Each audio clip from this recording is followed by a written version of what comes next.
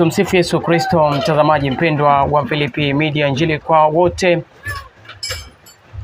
Kanisa Katoliki duniani limepata msiba mzito ambao ni huzuni kubwa kwetu sisi Wakristo wa Katoliki duniani baada ya tangazo la kifo cha Baba Mtakatifu Francisco. Katika taarifa yake iliyotolewa mapema leo na Mwashamba Baba Askofu Mkuu Juda Tadeus Ruwaichi akiwa katika adhimisho la sadaka ya misa takatifu ya Ukwakata Jimbo Kuu Katoliki la Dar es Salaam katika parokia ya Mtakatifu Petro pale Oysterbay.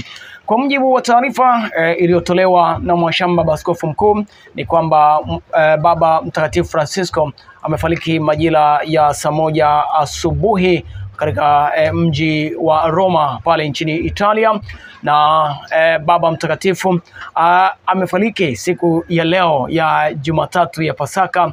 Hakika kanisa limepata msiba mzito, limepata wakati mgumu kweli, na hakika Wakristo wanayo nafasi kubwa sasa ya kumwombea na kuendelea kuliombea kanisa katika nafasi hii ambayo imetokea na katika mapito haya magumu ambayo yametokea.